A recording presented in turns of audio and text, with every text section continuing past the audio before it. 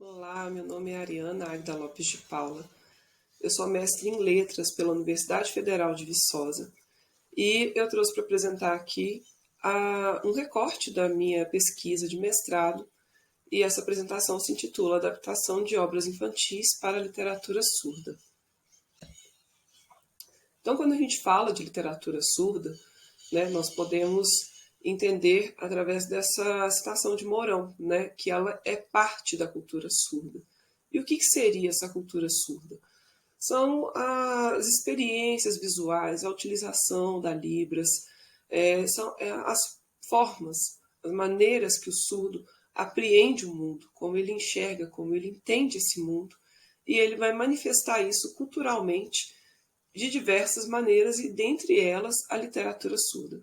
E essa literatura surda ela pode ser dividida em três momentos, que são, o primeiro, a tradução, de textos da língua portuguesa para a Libras. O segundo momento, que é a adaptação de textos clássicos para a literatura surda. E essa adaptação acontece colocando o surdo em evidência nessas obras. O surdo e a questão da surdez, colocando o personagem principal surdo, colocando a importância da utilização da língua de sinais, mostrando essas experiências visuais que o surdo tem, trazendo as dificuldades que o surdo passa na vida. Então, tudo isso vai ser trazido para essa obra adaptada. E o terceiro momento são as obras originais produzidas pelos surdos. Então, para falar um pouco sobre adaptação, nós nos baseamos na obra de Linda Hutton, Teoria da Adaptação, e ela explica que esses textos que dão origem à adaptação, que ela chama de texto-fonte, eles podem ser adaptados de diversas maneiras. Você pode estender uma história, você pode encurtar uma narrativa, estender essa narrativa, você pode incluir elementos, você pode excluir elementos, incluir ou excluir personagens, você pode mudar o lugar onde essa obra se passa, você pode mudar o foco, o objetivo dessa obra, mudando o foco para outro personagem, para outra questão. Então, existem diversas formas de se adaptar uma história. E essa obra que é adaptada, o resultado dessa adaptação, ela é considerada como uma obra original, porque a pessoa que lê a adaptação e ela nunca leu esse texto-fonte que deu origem à adaptação, ela vai ler isso como uma obra nova. Ela vai entender o que essa obra quer dizer. Essa obra é uma obra completa. Ele não precisa ter lido essa obra-fonte para conseguir entender a adaptação. Porém, a gente tem essa intertextualidade que é percebida por quem já leu a obra-fonte e vai ler uma adaptação. Ele consegue perceber que ali se trata de uma adaptação de um texto que ele já conhece.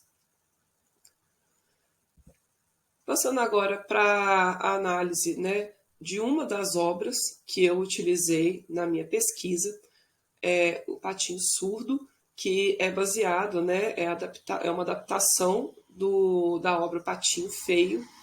Essa obra, que é dos autores Noderni Carnop e Fabiano Rosa, ela traz como personagem principal um patinho que ele é surdo e mostra todas as dificuldades que ele vai ter que enfrentar por conta dessa surdez dentro da família, esse sentimento de não se sentir pertencente a um grupo, de não conseguir se comunicar com as pessoas.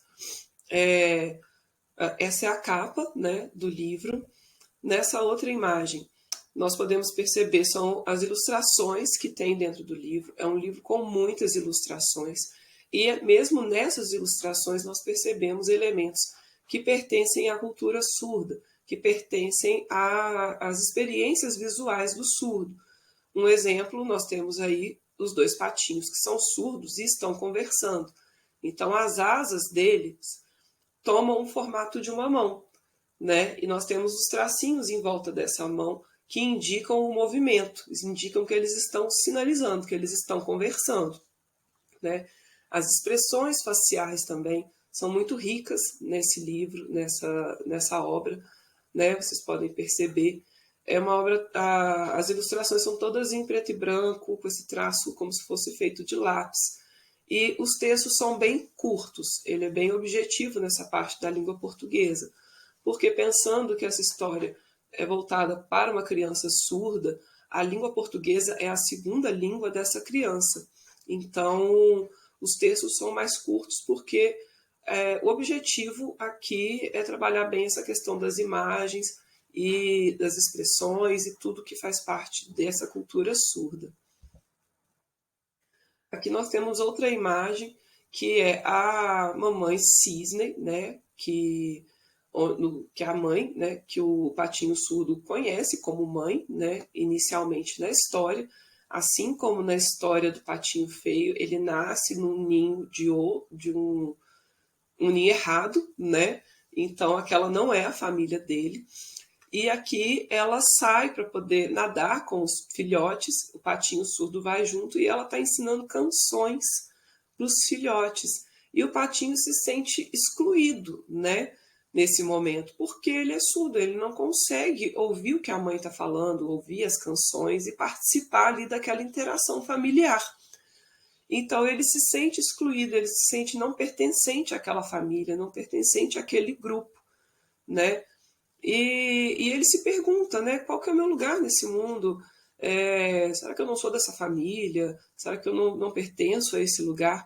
Então é uma história que trabalha essa questão familiar, né, da importância da família ter esse acesso à língua de sinais, a tentar aprender a língua de sinais para manter uma comunicação com essa criança, e também esse sentimento de pertencimento social, quando a gente pensa numa sociedade de maioria ouvinte, e ali aquele sujeito que não compartilha dessa mesma língua, dessa mesma forma de comunicação.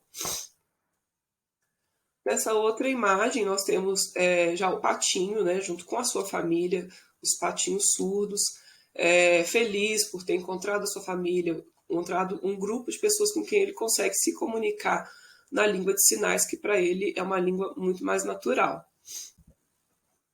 Esse livro também ele traz, já no início, né, ensinando a fazer o sinal do título do livro, né, que é o patinho surdo, e ele traz também um glossário que ensina vários sinais relacionados à história, igual patinho, surdo, cisne, lagoa, né, sinal de namorar, sinal de pai, sinal de mãe, são os sinais relacionados à história.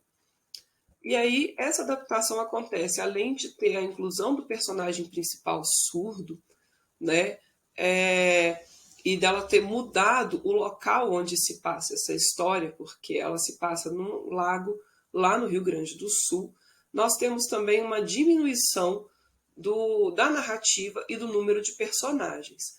Porque a saga do Patinho Feio ela é uma saga longa, porque desde que ele sai do local onde ele nasceu até tentar encontrar o seu lugar no mundo, ele passa por diversos lugares e diversas situações.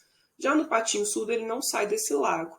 Então, a interação dele, assim, essa saga dele é menor, é um número menor de personagens, como a gente pode ver nesse quadro que ilustra bem essa diferença.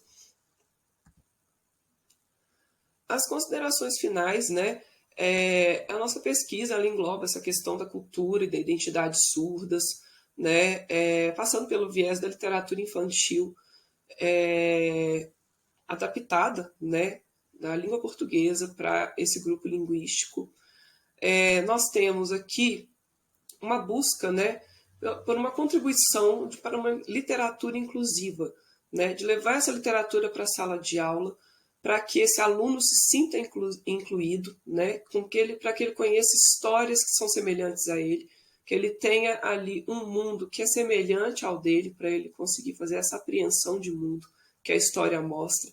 E também é uma excelente oportunidade para mostrar para os outros alunos ouvintes essa vivência do surdo, para que ele tenha um olhar diferente sobre a questão da surdez.